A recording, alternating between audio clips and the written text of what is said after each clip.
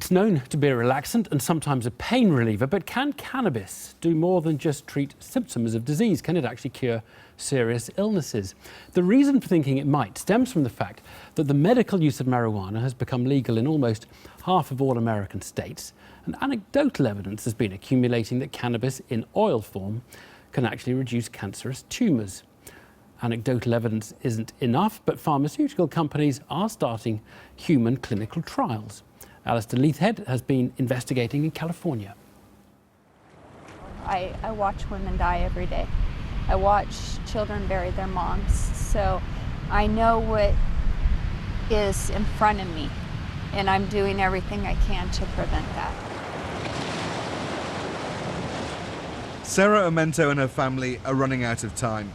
She has stage 4 cancer, the chemotherapy isn't working, and the doctors say there's nothing more they can do. Left with no options, everybody speaks about cannabis oil. There's a certain stigma, especially being a mother, of doing cannabis oil.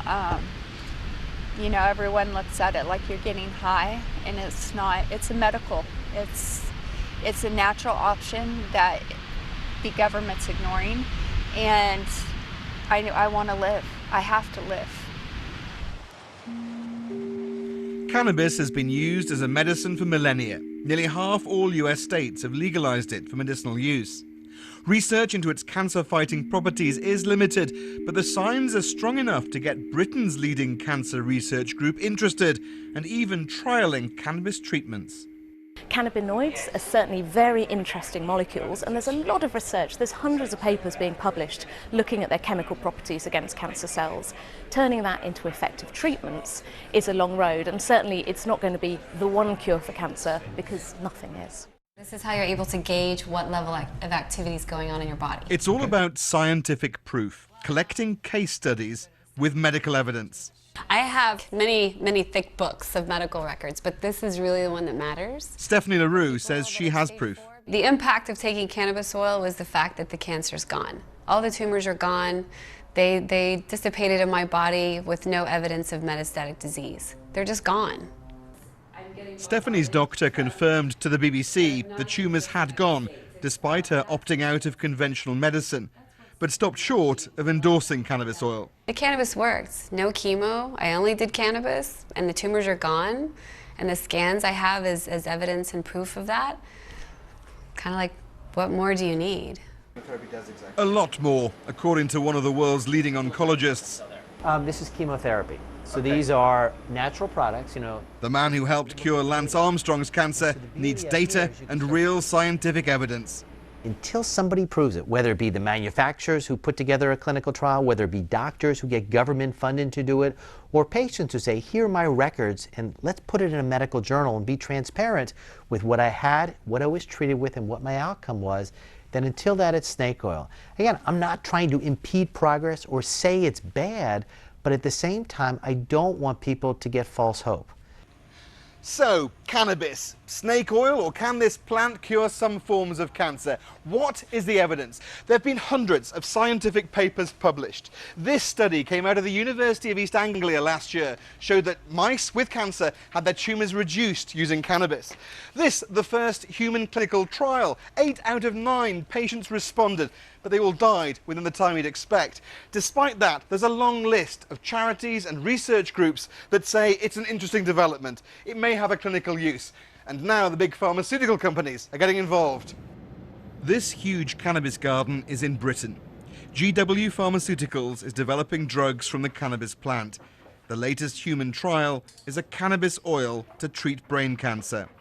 We understand how some of these molecules work, we have the preclinical evidence, and the regulators have given us permission, therefore, to expose humans in a clinical trial setting at this point in time. But for now, it's an underground industry. A bloke in a backyard with a stick, a bucket and a jar of solvent who's making the cannabis oil.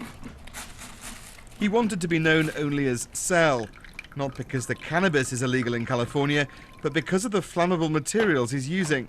We then pour the liquid into the pan. So this is the finished product?